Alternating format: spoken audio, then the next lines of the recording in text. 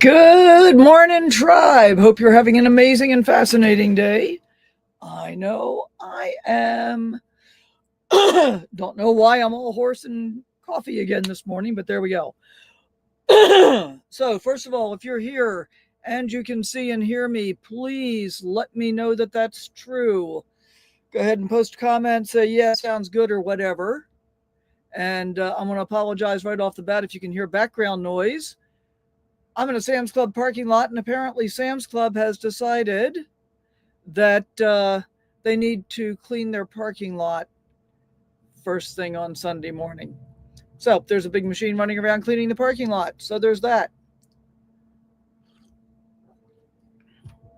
Okay, cool. All right, Barb says she can see and hear me. Good to know. Thank you so much. Yeah, this is going to be really annoying, at least to me. Hopefully it's not bothering you too much. So first off, where have I been? Well, I've been everywhere, man. I've been a lot of different places, and we missed the July first Sunday coffee talk because I was having a whole bunch of challenges the first Sunday in July. Hopefully, all of those are resolved. I'll talk about those in just a minute. The first issue, of course, that I was running into started with an overload fault on my inverter. So we're going to come back to that in a minute. Where have I been? I was in the northwest corner of Oregon, and some of these videos are live now, so you can go back and watch them if you haven't already. I was in the northwest corner of Oregon, and then I was kind of in a semi-leisurely way beating feet to go meet my friend Barb, who just commented here that she can see and hear me. And we met up in near Cedar City, Utah. And we've been camping together ever since. We've got a whole lot of things that we've been going to see this summer and a whole lot more that are still on the list. So pretty excited about all of that. We've seen some really amazing stuff. So just getting from Oregon to Utah, I got to see a whole bunch of things, and we're still in the process of trying to get those videos up. I just published the part 1 yesterday, which was Shoshone Falls. And what you should be seeing either today or tomorrow will include a quirky stop and then another national park site. And then after that, I actually finally meet up with Barb in YouTube time. I met up with Barb I think the 8th or 9th of June in real time. Hey, Deborah, thanks for being here. She says, first coffee talk, as I too drink more coffee. Might be a 3-cup day. Yeah, I'm working on my second cup, and then I've got a cup of water ready to go just in case I polish this one off while I'm here. So cheers. So as I said, I've done a whole lot of cool stuff. Barb and I have done a lot of really cool stuff together. We've stayed in some interesting parking lots. I mean, some interesting places. We've stayed in some interesting parking lots too. And I guess, let me talk about that for just a moment, because Barb and I are both of a mind that if there's not a good reason to pay to park, we're not going to do it. And a good reason to pay to park, in my mind, is it's too bloody hot not to run the air conditioner all night long. Now, first of all, that was kind of an error in judgment in planning, because in general, I plan to chase 73 degrees. But there is such a thing as climate change, and it doesn't always work out the way that I want. In fact, early on in our travels, Barb and I ended up holding up in an RV park for 3 nights because the temperature was in the mid to upper 90s. Actually, I think it cracked 100 one day, and it was just so bloody hot. We couldn't do anything. It was all I could do to take Kit out to go do his thing. Speaking of Kit, hey Kit, you want to wake up and talk to the people? Can you say good morning? Can you come say good morning? I know I'm waking you up. You want to say good morning to the people? Look, they're all in there. See the people? See the people? Isn't he cute? He's such a sweetheart. He's such a sweetheart. And while I'm traveling with Barb, he is getting spoiled. Just the way it goes. And, that's A-okay. We like it that way. He certainly does. Tom says, Sally, your style of traveling, your uniqueness of minimalism, and the way you cook simple, and the way you live free, and you're open-minded motivates me to want to travel, motivates me to buy an RV. All right, Tom, you go, dude. I'm glad to hear that, because really that's my goal, is to inspire people to do whatever it is that you truly want to do, whether that's RVing or something else. But what I found is that so many people just kind of live in fear. They're afraid to take that first step. They're afraid to do that first thing. Take the first step. Do the first thing. So I'm curious, Tom, what's the first thing that comes to mind when you think of what it would take to be able to start living that dream for you? Leave a comment down below. Barb says, I've learned so much from you. Kit is so sweet. He is sweet to the people that he loves. He's mean as all get out to everybody else. In fact, he bites. Now, Kit was abused, and we don't know exactly what, because he is a rescue.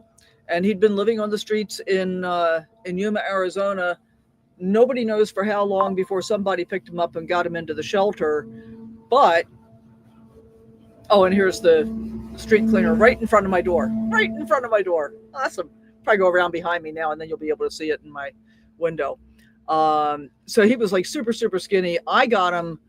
He had only been in the shelter about a week when I saw him, and then I had to wait for him to finish quarantine before I could get him. He was super, super skinny when I got him.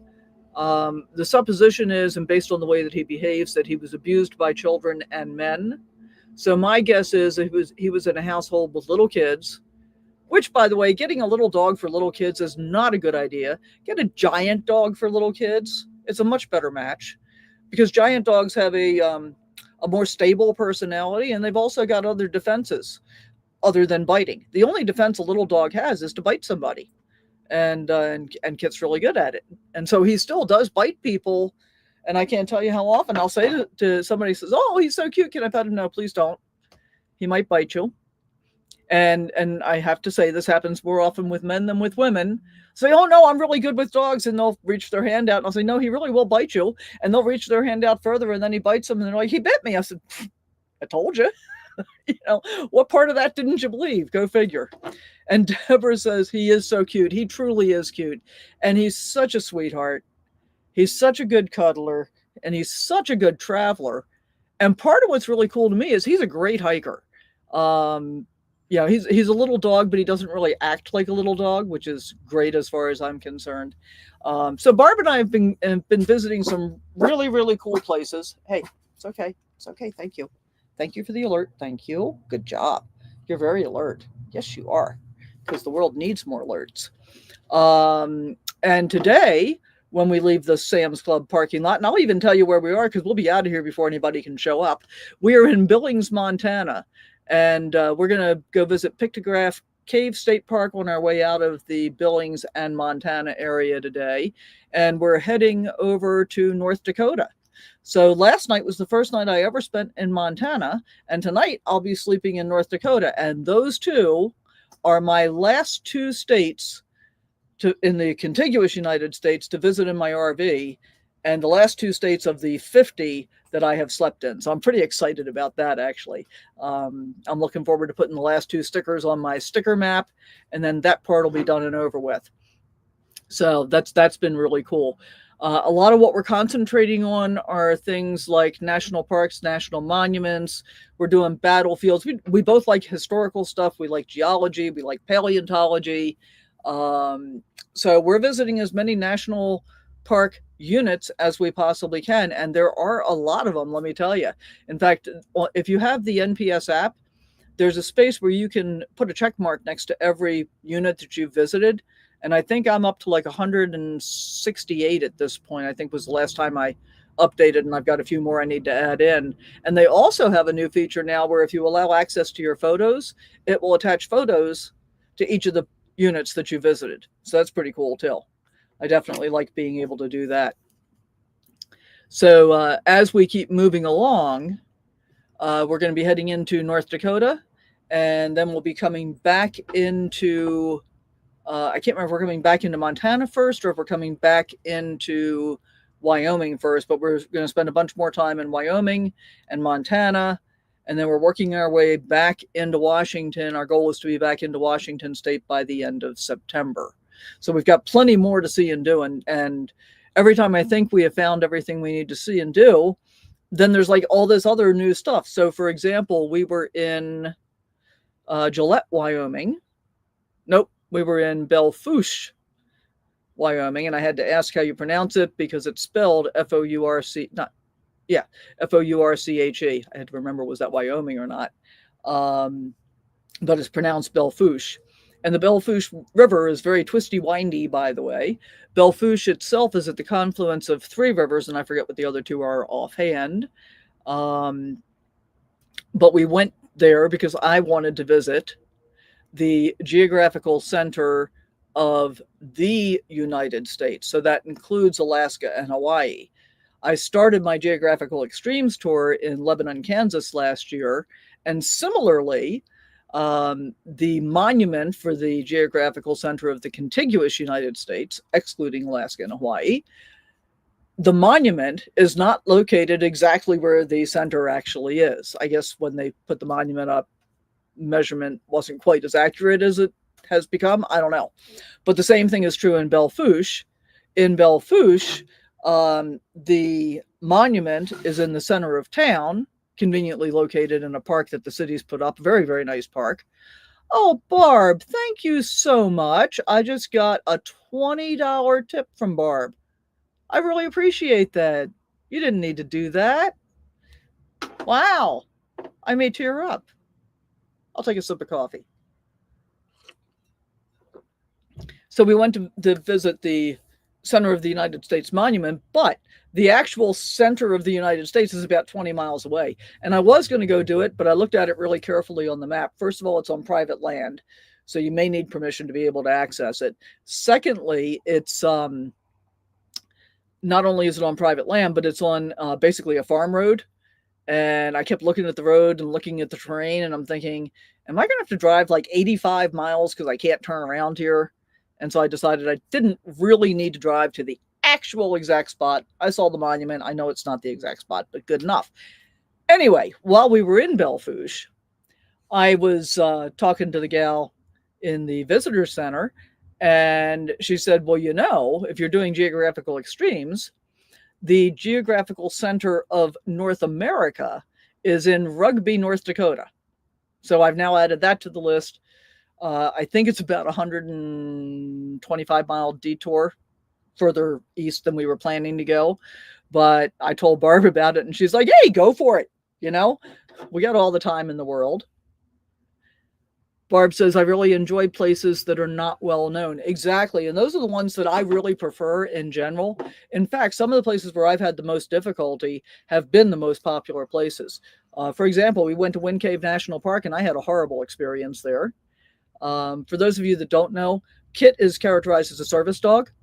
And so we walked into the visitor center at Wind Cave, and the ranger behind the desk asked me, and I said, yes, he's a service dog. And, you know, I said, he's an alert dog.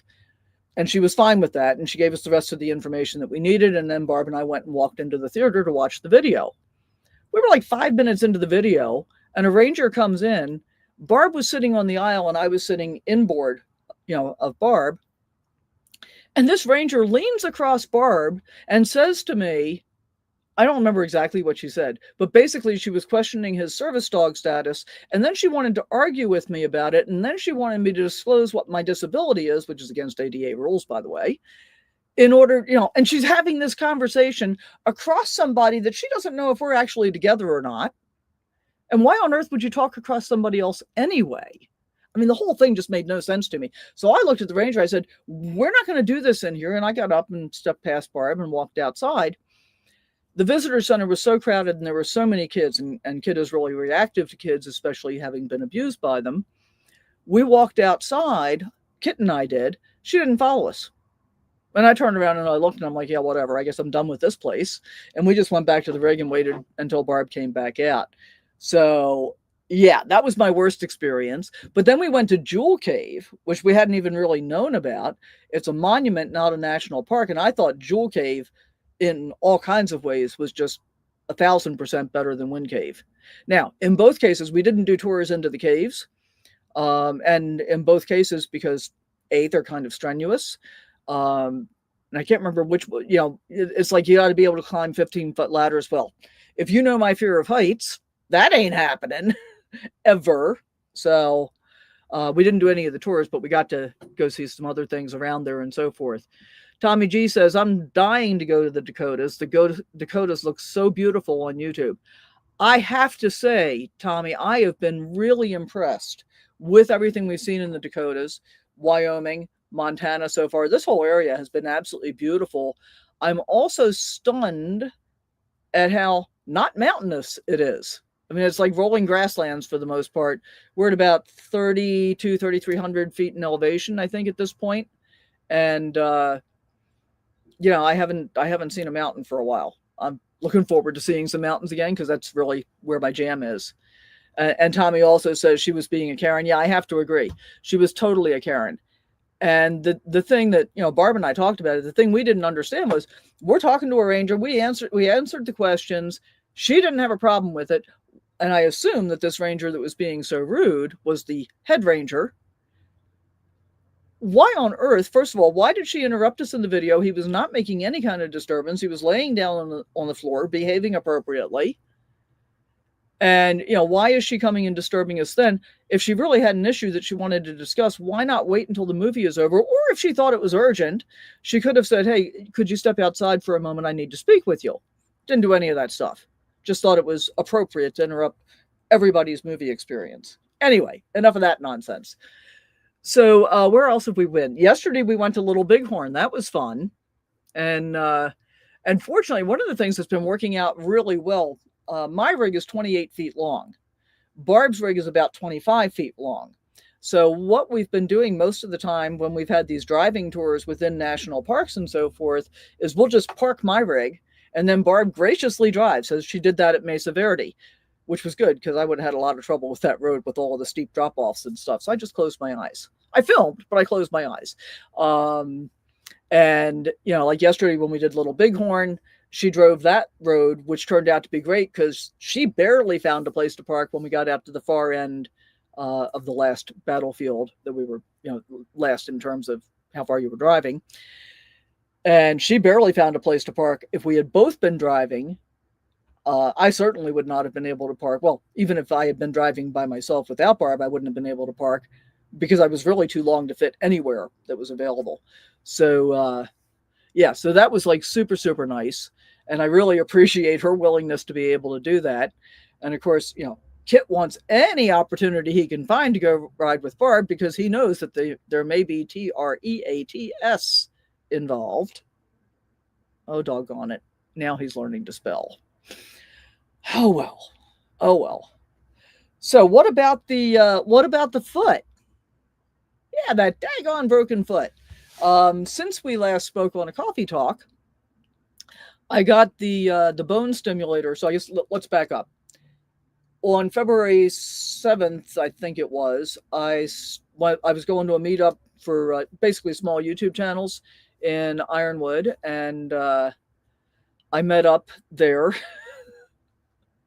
Literally parked my rig, stepped outside, stepped into a hole right outside my step, broke my foot, sprained my ankle pretty badly. Nobody ever looked at my right ankle, but I could tell that one was sprained as well. They never addressed that. They never addressed the road rash that was all over my right leg. It was pretty messy for quite a while. But basically, I spent almost 7 weeks on crutches. I spent more than 2 months, I think it was about 2.5 months, in a boot. And the bone still was not fusing.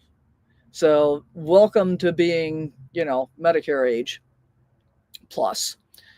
And bones just take longer to heal, and I'm borderline osteoporosis last time I had a DEXA scan done. So I'm probably full osteoporosis now because I'm not doing much in the way of true weight-bearing exercise, which means lifting weights, not just walking and hiking, which is most of what I do for exercise. So went to the hospital the next morning. There was no point in going that evening because my foot was so swollen. If it was broken as I suspected, they weren't going to, if they needed to put a cast on it, and I guess they don't cast stuff much anymore, but I knew from prior experience that they wouldn't put a cast on it when it was all swollen, so I figured I might as well wait until the morning anyway. Why ruin a good evening? So one of the organizers' wives, because they lived in the area, came to pick me up in their pickup truck and took me to the hospital. She was so gracious. The gal that I was camped very close to had crutches she brought out for me as soon as this happened, and came out with a wet washcloth and a bag of ice because I was icing and trying to get the blood cleaned up, and it was a mess. And then another gal who was also a channel member, Crafty Traveler, Lonnie, was parked not far away, and she came by to visit. And when she came by to visit, then she hung out for a while. She actually helped stabilize it, put some athletic tape on it, and so forth. So came back from the hospital in the boot with the crutches, all that kind of thing. And then Barb and another friend of ours, Lisa, were over in Quartzsite. Ironwood is just outside of Tucson. Well, it turns out that Lisa had an appointment in Tucson, and so she brought Barb with her, came to my place where I was camped, and then Barb drove my rig with me and Kit back to Quartzsite, where I hung out basically for the next 7 weeks in Quartzsite with all of my friends looking after me and Kit and helping me, be able to do laundry and get my tanks dumped and get water and go to the grocery store and all that kind of stuff. So that was not the 7 weeks that I planned to spend in the desert at that point. And I was finally healed up enough that by almost the end of March, I left and I went up to Nevada so I could renew my driver's license. Finally got my rig registered. That's a whole nother story. I can't wait to do that video. And then my awning arm that I had just had repaired broke when I was bringing it in for the second time after I had had the arm actually not repaired, replaced. And it was a really expensive repair to do that. The awning arm itself was almost $600, and it was about $150 in labor, which I didn't think was terrible because awnings are big and awkward and heavy and all that kind of stuff. And so I ended up having to go back to Quartzsite just about the second week in April. And since I was going to be back in Quartzsite, I made an appointment to go back to see the doctor in Yuma again that had been treating my foot and ankle. And he said, yeah, you're still not fused. And he said, but we can't get a bone stimulator for you yet, which will help. It's an electronic device that basically wraps around the affected part and kind of like a TENS unit sends electrical impulses into the bone. But I wasn't eligible to get it yet because it hadn't been 3 months. So by the time 3 months was up, I went and got an x-ray in either Reno or Carson City, I forget which now, and sent that back. And then they were able to order the bone stimulator for me, which came when I was in northwest corner of Oregon. So I started using that the last week in May. And part of what I had noticed during the whole injury thing was that I was started doing exercises after I saw the doctor the last time. And I was doing things like, flexing my foot and ankle in all of the directions that I possibly could, writing my name and the alphabet by using my foot, so I'm getting as much stretch as I can. But I could still tell during all that time, and even after I got the bone stimulator, I could tell the bone still was not fused because I could feel where the broken bone was. Not to mention the torn ligaments and stuff in my ankle, which still hurt periodically. Not bad anymore, thank heaven. But what I realized about a week and a half ago was that when I'm doing those exercises, I can no longer feel the broken bone. So I used the bone stimulator for, I think, probably about 5 or 6 weeks. And I'm pretty sure the bone is fused at this point. But since it doesn't hurt, I'm not rushing into getting another x-ray. I've been able to go back to closer to normal style hiking for me. Haven't done any big hikes yet, but I'm not in a lot of pain after a relatively short walk anymore, so that's good. If I'm doing too much on uneven ground, the ankle still hurts, but that's still healing, and they said the ankle's going to take a whole lot longer to heal than the foot because of the stretched and potentially torn ligaments and tendons. So there's all of that. And I guess what else did I want to talk about? Oh, who have I been hanging out with? Well, I already talked about that. Been hanging out with Barb. That's been awesome. And I guess I'm going to out her on this one too. She's been feeding me, which is terrific because you may or may not know, I actually lived in Japan for a while in the 80s, and I went back frequently on business for like the next 12 years. And so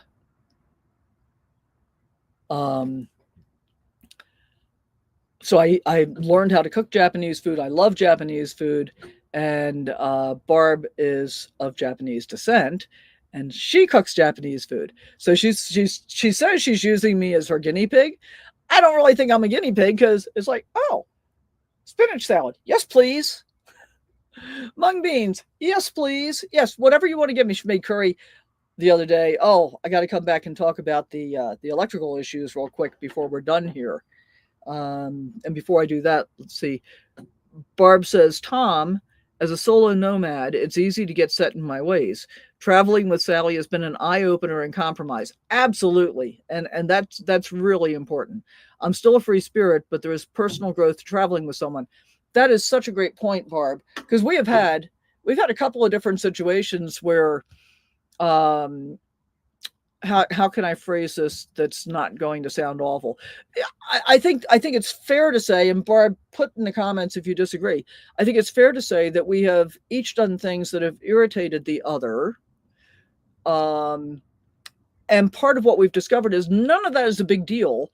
And if we talk about what the circumstances are in the situations, we can figure out a way to work it out. And I'm going to give you one example. One example is I typically do laundry about every 3 weeks. I can actually stretch it out to 4 weeks if I need to because of where I'm traveling or whatever. Barb typically does laundry every 2 weeks. And I have to say, it was pissing me off. And it took me some reflection to figure out why it was that her need to do laundry every 2 weeks was pissing me off. Well, here's why. I hate doing errands. I don't really like being in public, in crowded places. Let's go back to Jewel Cave and the kids running around and all of the stuff.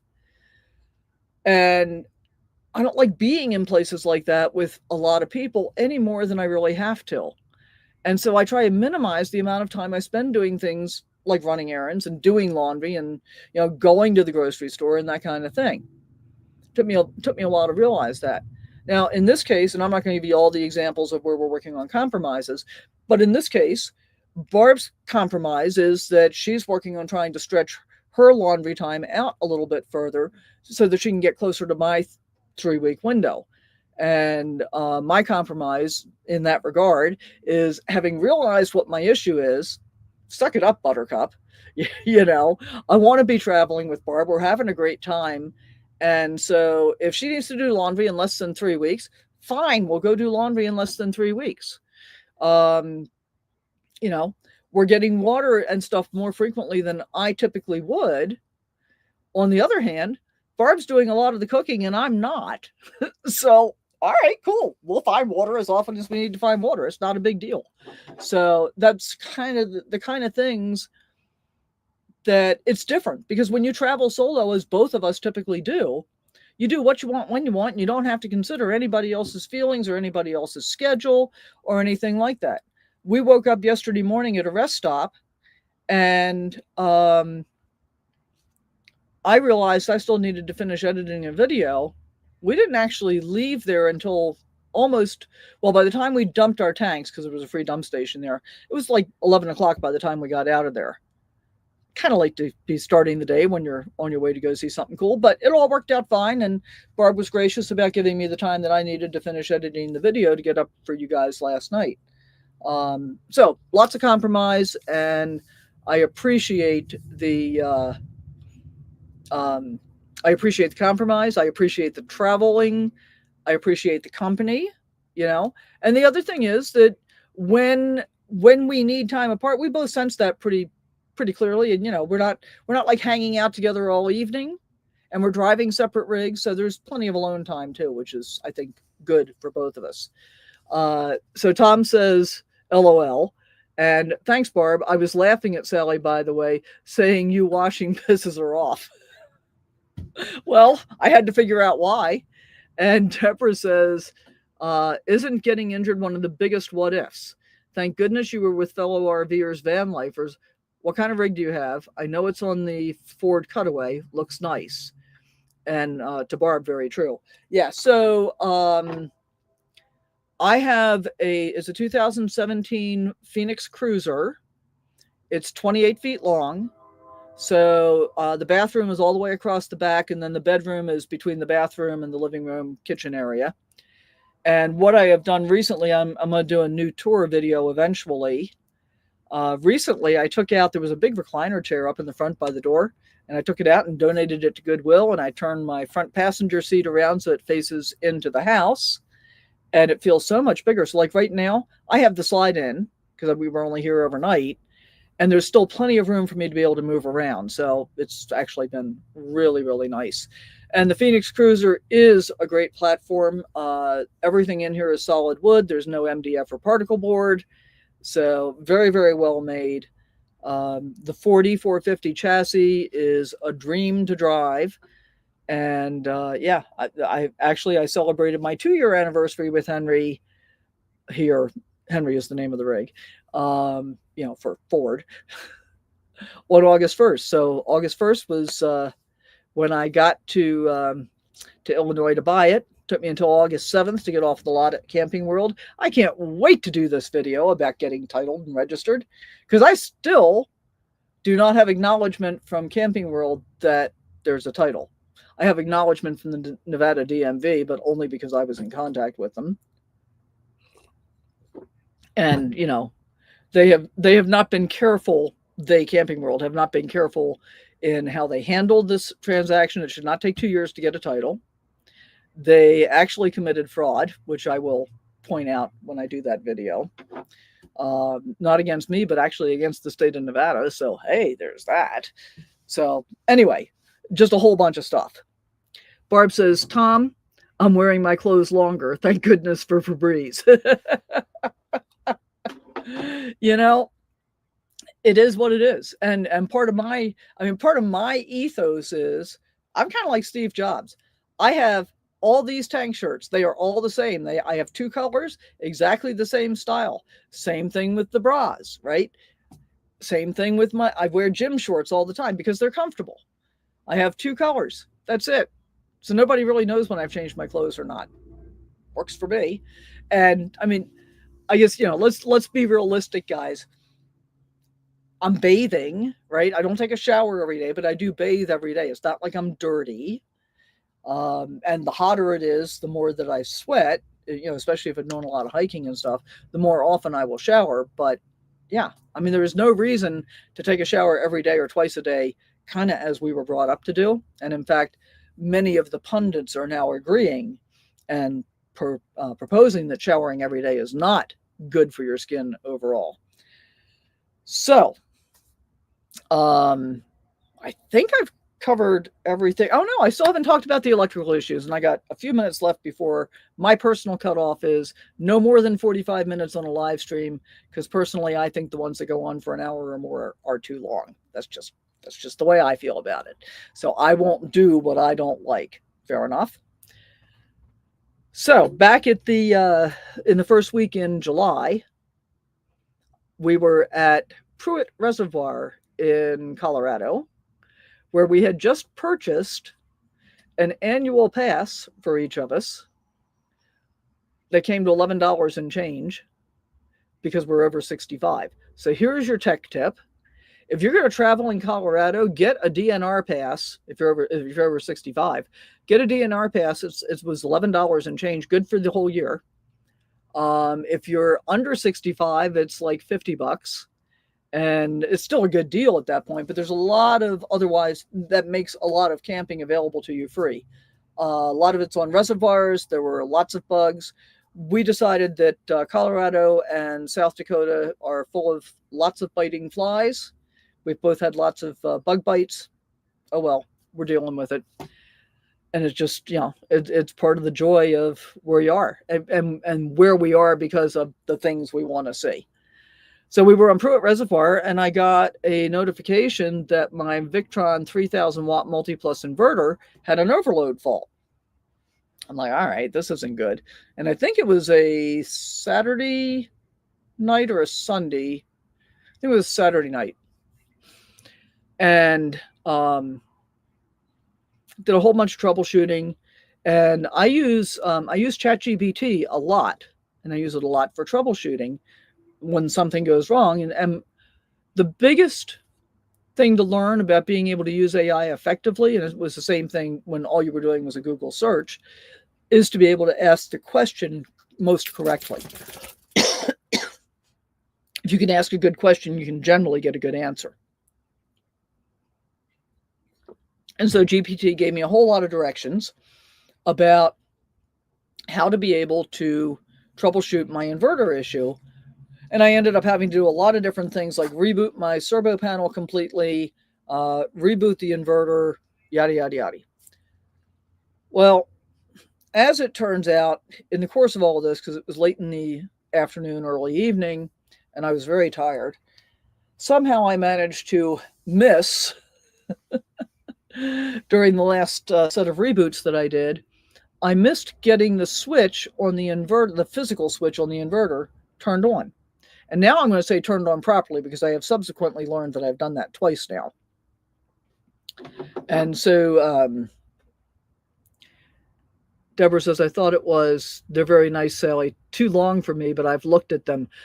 They make a shorter version. They make a 25-foot version, which is what my friend Donna Shalom on the Roam has. And, oh, and Tom says, am I a hot-tempered person? Not really. I do get irritated by certain things. I am still very irritated by stupidity. I'll tell you the things that irritate me the most. People that fail to listen, especially in the customer service field. So like I'll be on the phone with customer service, and instead of listening to me describe what my issue is, they'll just start talking over me. That irritates me, because you can't possibly hear what I have to say if you're talking at the same time. Being ignored or disrespected irritates me. Generally, I don't think I'm hot-tempered. I don't know. I don't know how to answer that, truthfully. I'll have to think about that some more. And it might be its whole video, Tom. I may talk about that all by itself in the video. I might have to talk to Barb about that some more offline. No comments here on that one, Barb. Thank you very much. And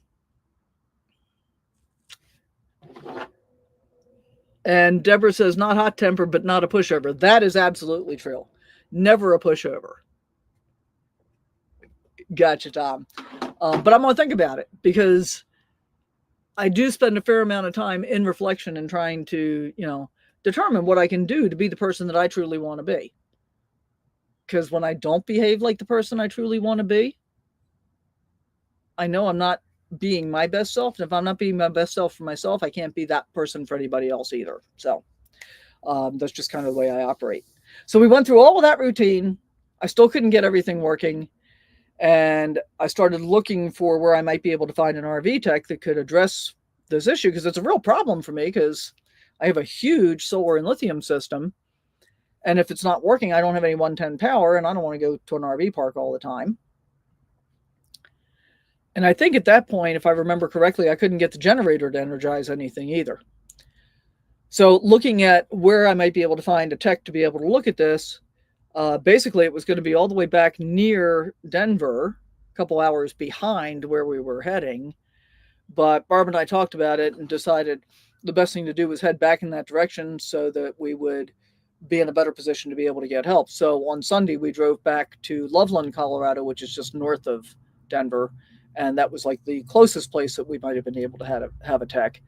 And then she had an issue she wanted to get addressed as well. And so we're both calling around first thing on Monday morning, trying to find somebody to help with our issues. Ultimately, she didn't find anybody in that round. But I found a guy that was about a half an hour away, and super, super nice. And I've got it on video. We got down there and I told him what had been going on. And he said, let's open up your equipment cabinet and take a look. And we did. And he pointed at the switch and he said, yeah, that has to be on. And I'm like, and as soon as we turned the switch on, everything worked properly at that point. Tom says, the only reason why I asked, you and my wonderful aunt are the same mindset. I love it. Prepares you for all good or bad things in life. Yeah, I would absolutely agree with that. And I guess in terms of hot-tempered, I think really for me, Tom, the thing is that I may be quick to be irritated by certain things, but if it's really just irritation, I get over it pretty quickly. if I really feel that I have been abused or mistreated, I will hold that grudge pretty much forever, unless and until there's a kind of a come to Jesus moment, a meeting of the minds that makes that go away. It's an interesting situation. Anyway, so now everything is working apparently properly, and we go on our merry way. Well, we're in Cottonwood Springs Campground, which is just outside of Hot Springs, South Dakota. Didn't know there was a hot spring in South Dakota until we got there. And we decided to stay there for 5 nights because it was beautiful. It was $9 a night for an Army Corps of Engineers campground. No hookups, but that's fine. We don't need hookups. And we could fill up with water when we left, so that was cool. Well, I think it was about day 4. I woke up in the morning and my refrigerator had a fault. And I spent all day trying to chase the fault code on the refrigerator. And again, using ChatGPT. And I'm doing all the things that it was suggested, and I could not get the fault to clear for more than just a few minutes, and it would come right back. And so that was on a Sunday. And, again, wasn't going to be able to get a tech until Monday. So we ended up booking another night there. And fortunately, we were able to do that. And I woke up the next morning, and my not only was my refrigerator faulting, and my food getting warm as time was going by, but I woke up at 4 o'clock in the morning with my CO propane alarm going off. That was special, and it upset Kit to no end. And I managed to get that cleared, but I was so tired and groggy at 4 o'clock in the morning. It was beeping once a minute, every minute. That shrill screech, kind of like a fire alarm when the battery's dying. Turns out the problem is that I had a 12-volt DC delivery problem. That's what was causing the fault in the refrigerator. That was what was causing the CO propane alarm to go off.